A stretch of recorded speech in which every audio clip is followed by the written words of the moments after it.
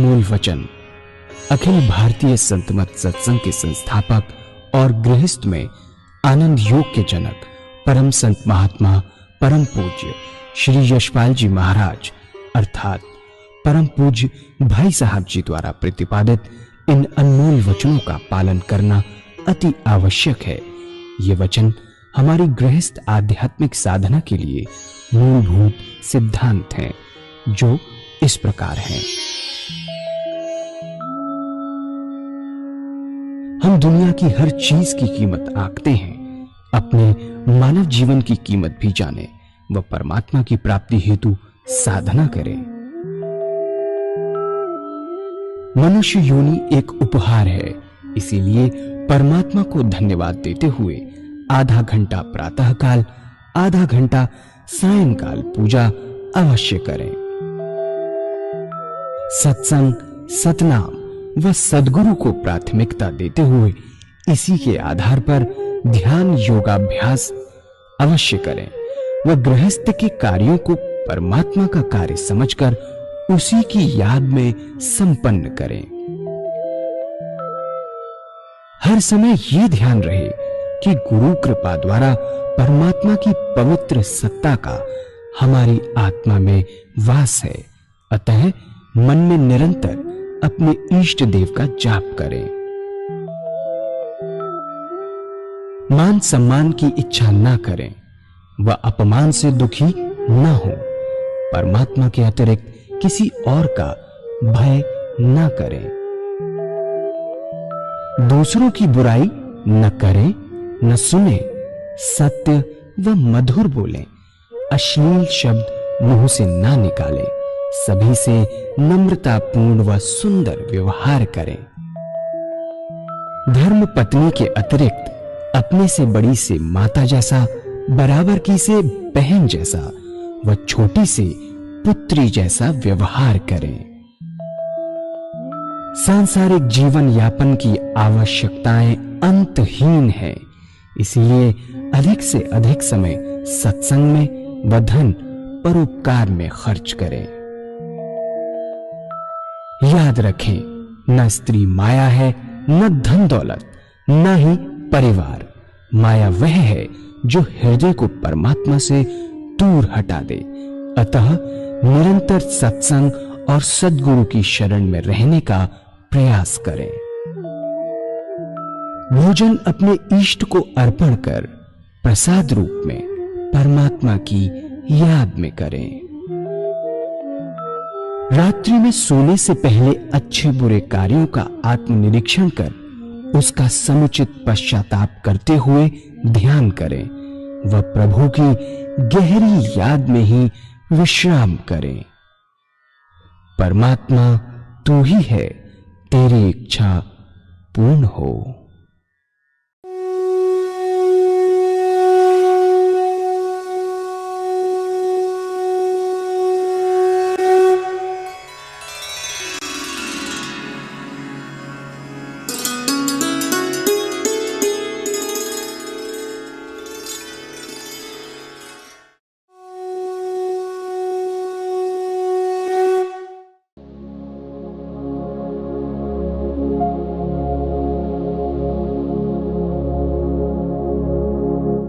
जय सद्गुरुदेव जय पद शरणम श्रेयस्वरूप चरणों शरणम।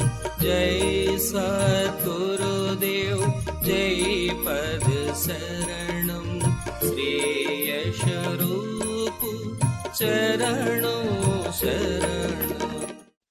पूज्य माता और बंधुओं, अनादिकाल से दो रास्ते परमात्मा की प्राप्ति के चले आ रहे हैं। एक नीति का रास्ता है जिसे हम संन्यास मार्ग कहते हैं, और ये रास्ता बहुत पुराना है। हमारे देश में बहुत ऊंचे ऊंचे सन्यासी हुए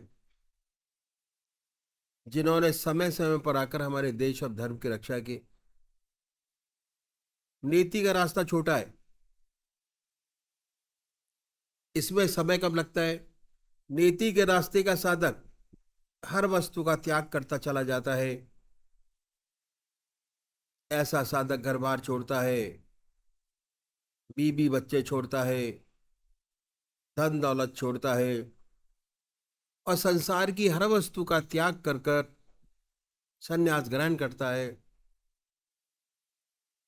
संन्यास लेने के बाद साधना में लग जाता है और फिर ऐसे साधक के सामने सिर्फ एक ही काम रह जाता है, वह है परमात्मा की प्राप्ति।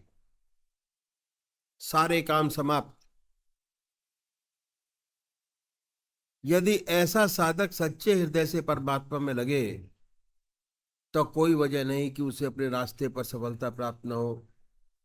लेकिन मेरे ये कह देने से ये रास्ता छोटा है, कोई भाई बिना सोचे समझे इस रास्ते में कूद ना पड़े।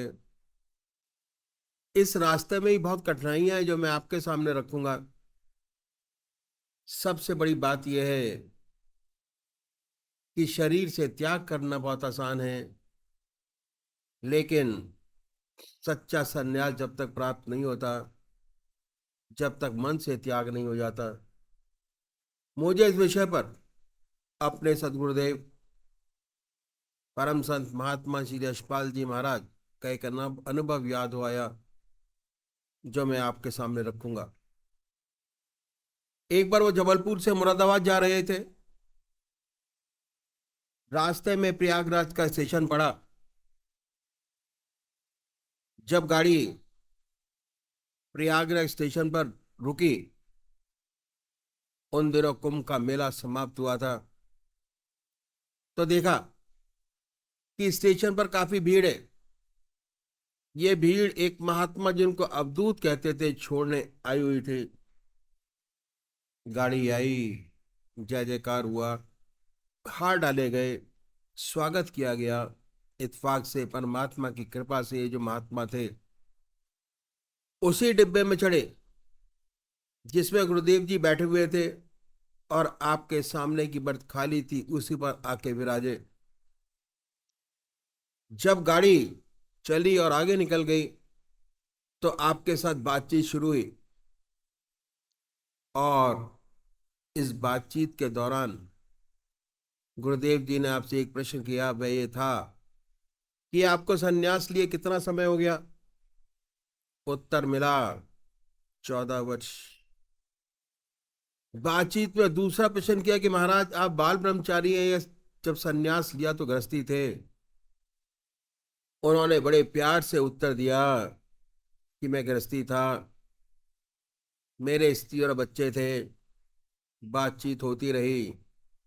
इसके बाद गुरुदेव जी ने आपसे प्रार्थना की कि महाराज वे एक प्रश्न और करना चाहते हैं, लेकिन वह प्रश्न कुछ अजीब है, इसलिए पहले से आपसे क्षमा चाहूंगा और आप मुझे सांत्वना दें, आशीर्वाद दें कि इस टेढ़े प्रश्न से आप नाराज नहीं होंगे तो मैं प्रश्न करूं, अन्यथा नहीं।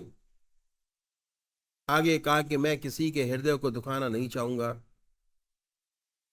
महाराज जी चुप हो गए और ध्यान में चले गए। कुछ फिर देर बाद बोले कि आप कुछ पूछना चाहते थे, पूछा नहीं।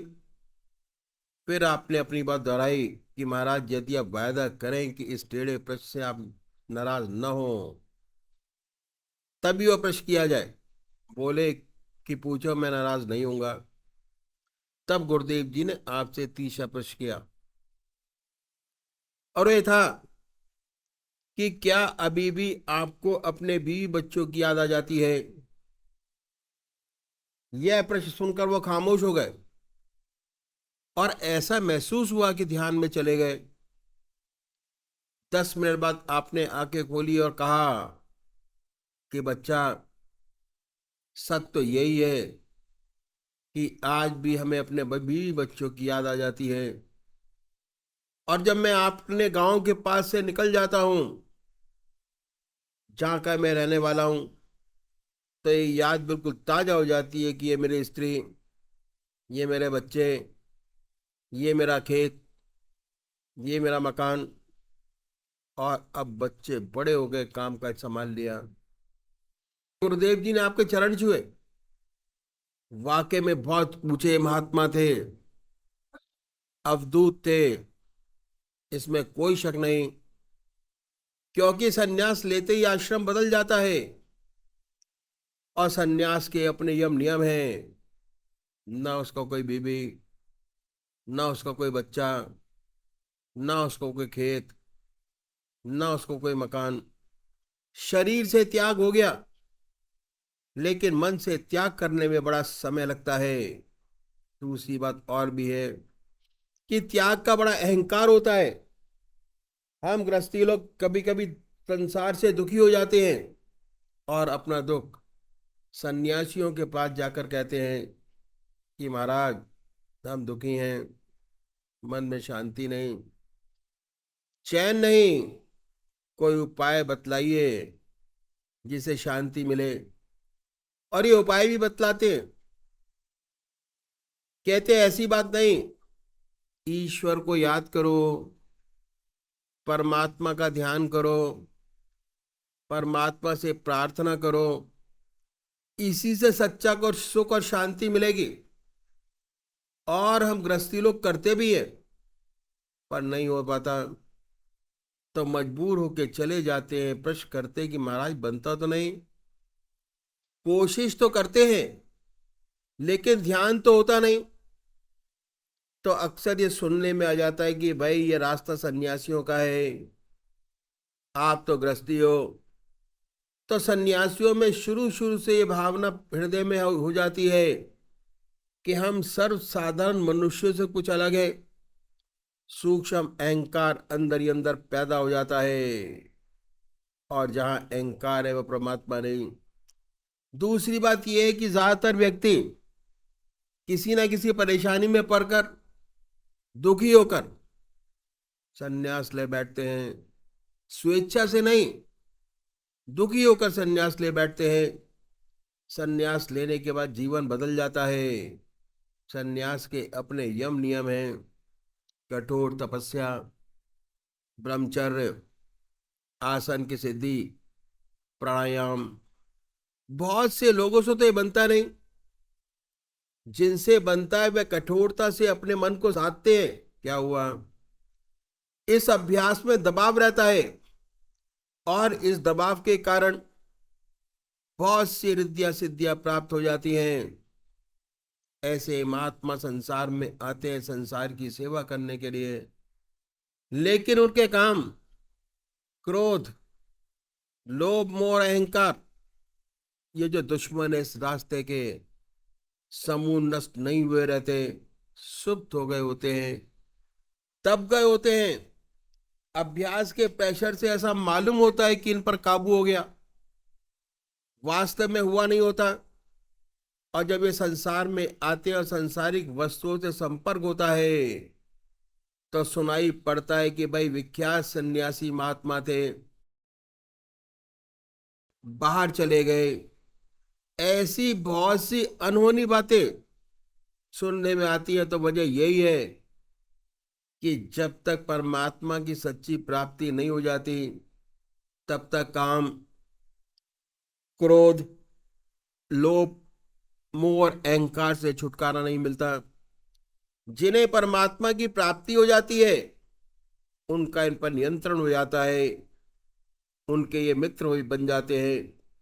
तो ऐसा कोई उच्च कोटि का विरला होता है, और जो ऐसा होता है वह संसार का बड़ा कल्याण करता है, संसार से उसको बड़ा लाभ होता है।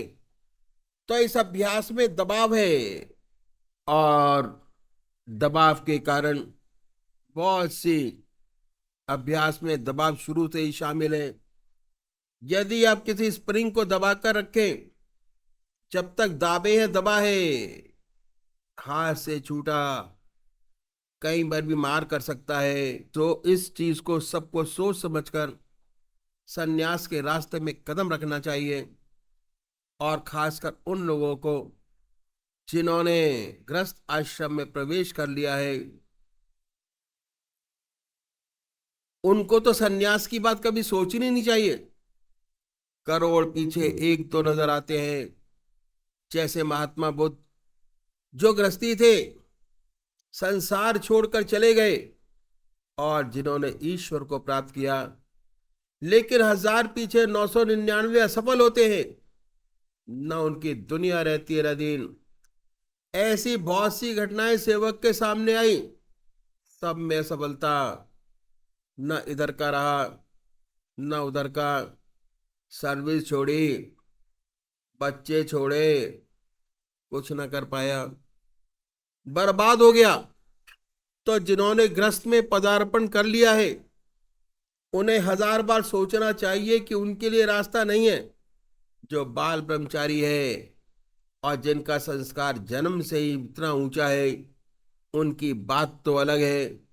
उनके लिए तो सन्यास से बढ़कर कोई दूसरा रास्ता नहीं दिखाई देता। ऐसा व्यक्ति इस रास्ते में बहुत चमकेगा, करोड़ों का भला करेगा। अब हमारी ऐसी धारणा हो गई है कि हमारे पास कोई रास्ता नहीं। बहुतों की ये धारणा है, और ज्यादातर लोगों की ये भावना है कि 55 से 58 साल तक तो अपना काम करें, और 58 साल के बाद रिटायर हो जाएंगे, तब भगवान का नाम लेंगे। बहुत बड़ी भूल है। 58 साल के बाद रिटायर हो जाने पर कुछ नहीं होता, भगवान का नाम नहीं लिया जा सकता। आदतें इतनी मजबूत हो जाती है कि बदल नहीं सकेंगे। शरीर भी जवाब देने लग जाता है। आप बैठ नहीं सकेंगे, ध्यान करने की बात तो अलग रही। तो ये भावना जो हमारे अंदर आ गई है, बड़ी गलत है। और अधिकतर लोगों की ये भावना है कि 58 साल के बाद पूजा पाठ करेंगे, परमात्मा का नाम लेंगे। अभी से भगवान का नाम लेकर क्या करना? अभी तो ग्रस्त जीवन अपनाइए। बहुत गलत है, फिर नहीं होगा। जो कुछ बनेगा आज बनेगा, अभी बनेगा। तो गृहस्थियों का रास्ता ही बहुत पुराना है, जिसे हमने भुला दिया। बड़ा ऊंचा रास्ता। आपने राजा जनक का नाम सुना होगा। राजा जनक को विदय कहते थे। कितना बड़ा महात्मा, कितना बड़ा ब्रह्मज्ञानी हुआ। उसके जमाने के महर्षि अपने शिष्यों को उनके पास भेजते थे परीक्षा के लिए कि राजा जनक कह दे ब्रह्मज्ञानी है तो है, नहीं तो नहीं। वह राजा था। राज का कितना कारोबार ऊपर था, कितनी जिम्मेदारियां थी। उन सब जिम्मेदारी को भली भांति निभाते हुए इतना ऊंचा ब्रह्मज्ञानी, और हमारे आपके पास तो जिम्मेदारियां बहुत कम है। जब एक राजा ब्रह्मज्ञानी हो सकता है, तो आप क्यों नहीं हो सकते? जरूर हो सकते हैं। तो ये रास्ता बहुत पुराना है जो मैं आपके सामने रखूंगा। इसे कहते हैं इतिमार। हम अपने जीवन में एक चीज बढ़ाते हैं, कोई चीज घटाते नहीं, नीति नहीं करते। एक चीज अपनी जिंदगी में बढ़ाते हैं, वह क्या है? वह परमात्मा का नाम, भगवान का नाम। और परमात्मा का नाम एक ऐसी बड़ी ज्योति है, अगर सच्चे तरीके से हृदय में आ जाए तो अंधेरे को अपने आप दूर करती चली जाती है। जहां प्रकाश है वहां अंधेरा नहीं। लाइट आई कि अंधेरा गया। वाल्मीकि महर्षि उल्टा नाम जपते जपते महर्षि हो गए, और इतने बड़े महर्षि हुए कि उन्होंने रामायण पहले लिख दी, घटना बाद में घटी। लिख दिया ऐसा ऐसा होगा और वैसा वैसा हुआ। तो इतने बड़े महर्षि, और जब उनके जीवन में परिवर्तन आते ही तो उल्टा नाम जपते जपते, भगवान का नाम हृदय में लेते लेते इतने ऊंचे महर्षि हुए कि रामायण पहले लिख दी, घटना बाद में घटी। तो ये ऐसा प्रकाश है, ऐसा उजाला है, अगर सच्चे तरीके से हृदय में जागृत हो जाए तो अंधेरे को अपने आप दूर करता चला जाता है। तो छोड़ना कुछ नहीं है। जो हमारी जिंदगी है उसमें एक चीज बढ़ाई है। इस रास्ते पे चलने वाले जो हमारे सदगुरु हुए, एक के पीछे एक, उन्होंने परमात्मा को पाने के लिए, जीवन मुक्त अवस्था प्राप्त करने के लिए अपनी जिंदगी में बड़े कष्ट उठाए। उनकी जिंदगी बड़ी कठोर थी और बड़ी कठिनाइयों से रहते हुए इस विद्या को उन्होंने न केवल प्राप्त किया बल्कि हमारे लिए कुछ गुण छोड़ गए। अपनी जिंदगी में जीवन मुक्त अवस्था प्राप्त की। जीवन मुक्त अवस्था प्राप्त करना हमारा लक्ष्य है। चाहे हम सन्यासी हों, चाहे हम गृहस्थी हों, चाहे किसी भी तरीके से हम क्यों ना जीवन मुक्त अवस्था प्राप्त करें, ज्ञान मार्ग से, कर्म से, ध्यान से, संन्यास से, ग्रस्त से जीवन मुक्त अवस्था प्राप्त के प्राणी में दो बात विशेष पैदा हो जाती है। पहला क्या है? निरंतर परमात्मा की याद बनी रहती है। भगवान का ध्यान निरंतर बना रहता है। चलते फिरते, खाते पीते, सोते जागते, संसार का हर व्यवहार करते ईश्वर की याद बनी रहती है। और दूसरी बात क्या है कि उसको जो कर्म है वे निष्काम कर्म हो जाते हैं, अहम निकल जाता है। ये दो बातें हैं, उसे स्थित प्रज्ञ कहिए या जीवन मुक्त कहिए, में पैदा हो जाती हैं। अब देखना ये है कि इसी दुनिया में रहते हुए, इसी संसार में रहते हुए, संसार के सब काम करते हुए 24 घंटे परमात्मा का ध्यान कैसे बने, कैसे उस परमात्मा का ध्यान बने, कैसे में निष्काम कर्म करने की आदत बन जाए। इन संतों ने, इन सद्गुरुओं ने, जिन्होंने अपने जीवन काल में जीवन मुक्त अवस्था प्राप्त की, हमारे लिए एक रास्ता छोड़ गए।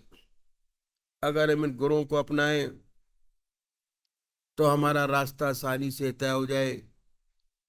हर व्यक्ति अपनी संतान के लिए कुर छोड़ जाता है।